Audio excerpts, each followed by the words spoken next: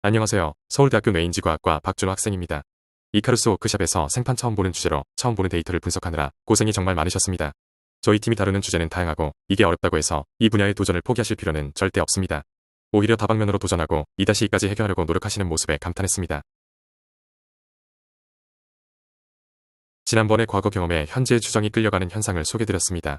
어떤 효과의 크기를 비교하기 위해서는 어떤 정량적인 조작적 정의가 필요한데 전통적으로 오리엔테이션에 대한 시리얼 디펜던스는 데리버티브 오브 가우시안이나 데리버티브 오브 본 마이지즈 펑션을 쓰는 것 같습니다. 그 이유는 모르셔도 됩니다.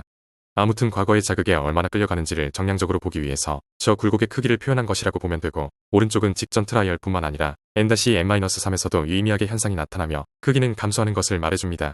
이 논리를 강화하기 위해 여러 실험들을 했는데 자세한 건 설명하지 않고 분석 아이디어만 말씀드리겠습니다.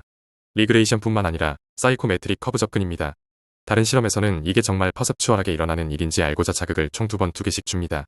그리고 앞서 보여준 자극 중 하나를 추정하게 뒤에 보여주는 자극은 누가 더 시계 방향으로 기울었는지 의사결정을 하게 합니다. 그러면 추정을 했던 자극에 끌려가는 현상이 나타나는데, 이때 비닝을 통해 왼쪽으로 끌려가는 상황의 트라이얼과 오른쪽으로 끌려가는 상황의 트라이얼을 다른 색깔로 표시해서 이 현상이 퍼셉추얼 바이어스라는 것을 직관적으로 알기 쉽게 보인 것입니다.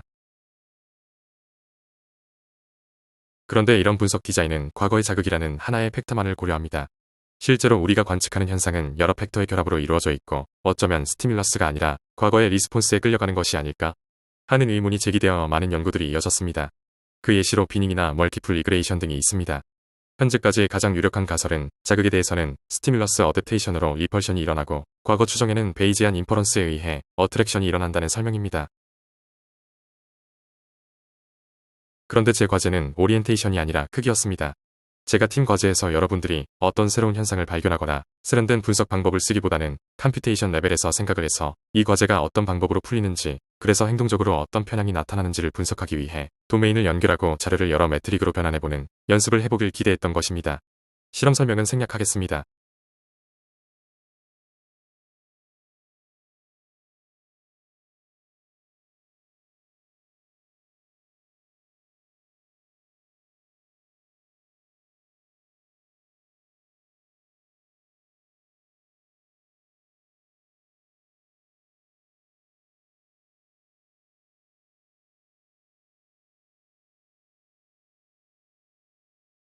중요한 건 제가 드린 데이터는 인간이 아닌 베이지안 모델이 과제를 수행하여 응답을 내놓은 것이라는 것입니다. 간단히 요약하면 실제 물리적 자극은 뇌에서 절대량 표상을 만들고 그걸 바탕으로 과거에 내가 가진 절대량 분포를 가지고 큐뮬러티브 덴시티 펑션, 즉 전체 분포에서 현재 추정한 절대량이 상대적으로 얼마나 큰지를 가지고 응답을 내놓는다는 가정을 합니다. 그리고 절대량 추정과 상대량 추정은 각각 독립된 공간에서 각자의 빌리프를 업데이팅합니다. 베이지안이 익숙하지 않으신 분들을 위해서 더 간단히 요약한 그래프를 보여드리겠습니다. 추상화한 인과 그래프는 다음과 같습니다. 무엇이 관측 가능한 변수이고 무엇이 레이턴트인지만 분리하면 되게 간단해집니다. 결국 스티뮬러스는 실험자가 가지고 있는 정보이고 행위자가 만들어내는 건 에스티머트로 나타납니다. 과제 종류에 따라서 다른 것이 관측된만 이해하면 됩니다. 상대량 추정에서는 V-햇이 관측되고 SS는 레이턴트입니다. 절대량 추정에서는 S-햇이 관측되고 V-햇은 없습니다. 이걸 더 요약해보면 결국 이런 그래프가 되고, 스티뮬러스는 독립적으로 정규 분포에서 추출되고 추정은 미래 추정에 영향을 줍니다. 리그레이션을 한다면 3가지 변수를 넣고 현재 에스티머트를 추정합니다. n-n-3의 효과를 보고 싶다면 더 넣을 수도 있겠죠. 매핑은 우리 모두가 그려봤고 당연히 절대량은 리니어, 상대량은 SJV라는 것을 알고 있습니다. 전처리는 중요하지 않아서 생략하겠습니다. 과제 목적에 알맞게 과제 콤비네이션에 따라 4가지 분리만 해냈으면 되고, 100분위 비닝인 이유는 자극에 유니폼 디스트리뷰션이 아닌 노멀 디스트리뷰션을 사용했기 때문입니다. 사실 이렇게 머지 데이터를 다 스캣하는 것보다는 서브젝트마다 평균을 내서 그려보는 방법도 있을 것이다. 저는 코드 짜기 귀찮아서 예시로 이렇게 했을 뿐입니다. 일단 왼쪽은 X축이 과거 자극, 오른쪽은 X축이 현재 자극입니다. 왼쪽 아래에서는 우하향하는 모양, 즉 리펄시브 바이어스가 관측되어 스티뮬러스에 대해 밀려남을 알 수 있습니다. 근데 그 와중에 과거 추정에 대한 효과는 다릅니다. 과거 추정은 색깔로 표시되어 있는데 작은 게 파랑, 큰 게 빨강으로 만든 히트맵입니다.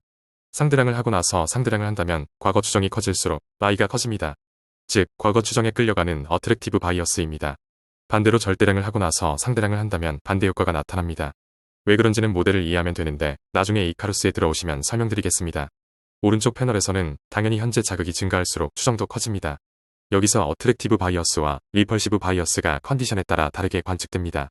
여기까지는 사이코메트릭 펑션을 쓰지 않았습니다. 방법론적인 부분에서 오해가 많았던 것 같은데 이건 최선의 방법이 아닐 수도 있으니. 그러나 내가 발견한 효과를 정량적으로 보이기 위해 우선 해볼 법한 수단이고 가장 쉽고 간단한 미은다. 여러분들 드린 데이터는 다시 한번 강조드리지만 베이지안 모델이 행위자로 만들어낸 데이터이죠. 당연히 현실과 다르고 노이즈는 적으며 편향이 극단적으로 나타납니다.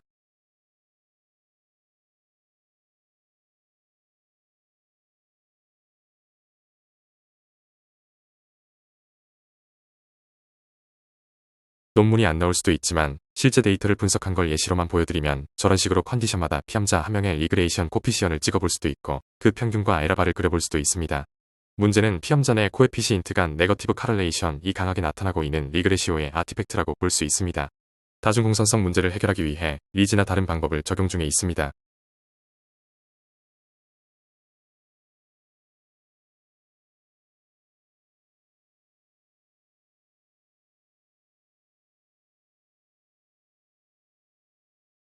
과거 자극을 X축으로 넣고 설명하는 것까지 넣으면 헷갈리실 것 같고 우선 이게 메인이니까 현재 자극에 대한 것만 보여드립니다. 방금 트렌드 플랫에서 봤던 결과가 각 서브젝트마다 피팅되었고 그 각 베타 값으로 예측된 결과를 B마다 찍어서 이어 붙인 것입니다. 이건 아주 명료하게 바이어스 패턴을 보일 수 있습니다. 그냥 X축을 빈 안에도 그릴 수 있긴 합니다. 오른쪽은 베스트 핏인데 피팅이 잘 되면 저렇게 뚜렷하게 보이고 피팅이 안 되면 섞여서 나타납니다. 피팅이 잘 안 되면 모델을 의심해보거나 전처리를 의심해서 다시 해보면 됩니다. 그럼 도대체 뇌가 나오지도 않는데 왜 뇌인지 과학이냐 하실 수도 있습니다. 우리 뇌가 수를 어떻게 표상하는지에 대한 연구가 이루어졌었고 이 수의 크기가 순수하게 튜닝되는 누럴 코드를 읽어낸 바 있습니다. 이건 역시 베버의 법칙을 따르고 스테이트 스페이스 어널러서스에서 매니폴더로 관찰도 되었습니다.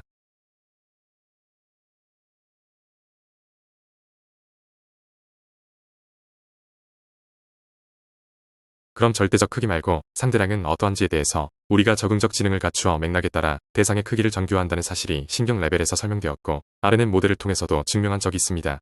이를 통해 우리가 논리니어 트랜스포메이션을 거쳐서 절대량을 상대량으로 변환하여 표상하고 이를 이용해 의사결정을 내린다는 것을 예상할 수 있었습니다.